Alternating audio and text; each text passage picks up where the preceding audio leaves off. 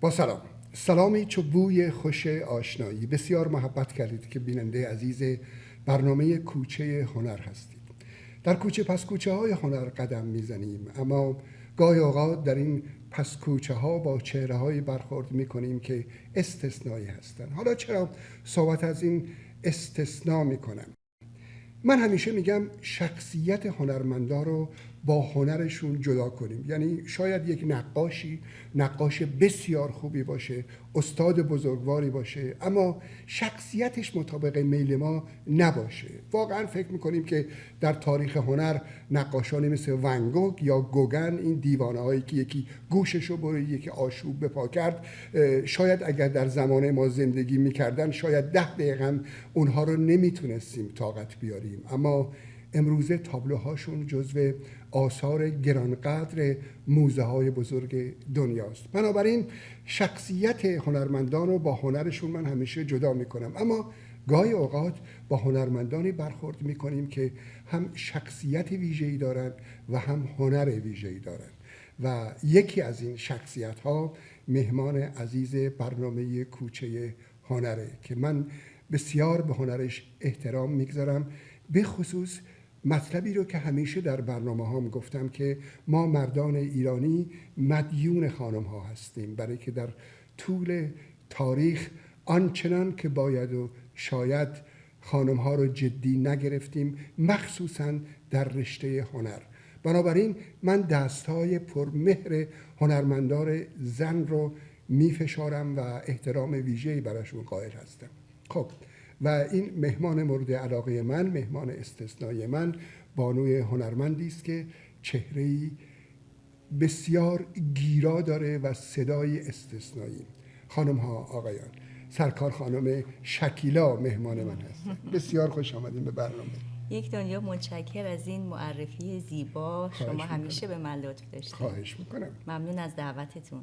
خواهش میکنم. اولا شکل خانم، شما کمکار هستید، اما کارهاتون آنچنان هست که بارها میشه دید و هیچ وقت کهنه نمیشه. بنابراین از یک نظرم پرکار هستید، برای که همیشه داریم به کاراتون نگاه میکنیم و به صدای گرمتون گوش میکنیم. خود شما آگاهانه کمکار هستید یا میدونین که چقدر بهتون علاقه‌مندن و همون مقدار معینی که کار میکنین برای سالها کافیه؟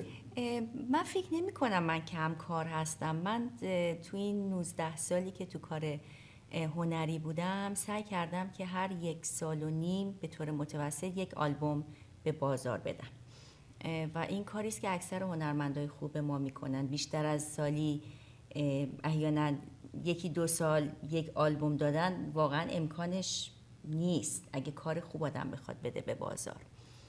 ولی از این لحاظ که شما فکر میکنید برای اینکه من کمتر ظاهر میشم در تلویزیون ها، در محافل، در مهمانی ها و عروسی ها که خب اصلا برنامه اجرا نمی کنم، کنسرت هم که خب اونم به قول شما زیاد نیست، مخصوصا الان که وضع مقدار به خاطر ایران خیلی مردم دوست ندارن که تو اینجور برنامه ها شرکت کنن.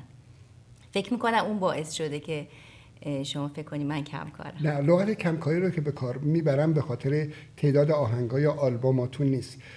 بسیاری از همکاراتون رو ما خیلی میبینیم. دقیقاً همین. بله، همین مقصودم همین بود. خیلی میبینیمشون جلو دوربین و میبینیمشون در مجالس و محافل و احتمالاً در مجالس شادی و نشاط و غیره و اینها، و همینطور کنسرت های متعدد، برنامه هایی که احتمالاً مثلا در جاهای مختلف مثل لاس وگاس و غیره هست. بله. شما رو کم میبینیم. این لغت کمکاری رو از این نظر میگم. بله. مگر نه شما بله همونطور که فرمودین، از وقتی که من آمدم به آمریکا هر بار که گوش کردم دیدم که تعدادی آهنگ‌های تازه از بله. شما داره میاد، در همه زمینه‌ها بوده. و یک نکته رو داشتم الان با دوستمون بیرون صحبت می‌کردم، گفتم که آدمی باید انسان زمانه خودش باشه، یعنی زمان رو حس بکنه. بله. و این نکته است که شما حس میکنید و تا اونجا که میدونم یک آهنگ ویژه‌ای رو دارید که شاید برای اولین بار داره در برنامه من پخش میشه. 100% برای اولین ندای بار. مردم ایران. یعنی نگاه کردین به امروز کشوری که شما درش رشد کردین، میهن عزیزی که هم میهن من شماست. و ببینید یادتون باشه ما در ایران یک علاقه ویژه‌ای به میهنمون داریم. یعنی واقعا این مام میهن که میگن واقعا دوستش داریم، کوچه پس کوچه هاش، خیابون هاش، جاهای مختلفش، برای که کشوری هست بزرگ که از شمالش هوای ویژه خودشو داره تا جنوبش اون گرمای سوزان خودشو، تا شرق و غربش، و انسان زمانه خودتون بودین. و راجع به این آهنگ اولا توضیح بدید، بعد بریم راجع به مسائل دیگه صحبت کنیم. این آهنگ که اشاره کردین، ندای مردم ایران، خب از اون روزی که این اتفاق برای مرحوم ندا افتاد، خب همه دنیا الان دیگه ندا رو میشناسن. ما البته در این ویدیو تصویر ندا رو استفاده کردیم، اسمش رو استفاده کردیم، ولی منظور هم خود ندا بوده، هم نداهایی بوده که در ایران دارن در راه آزادی از بین میرن، و هم اصولاً صدای مردم ایران بوده.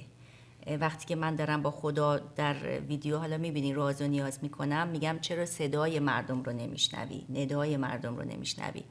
این به اصطلاح به 2 تا چیز اشاره شده.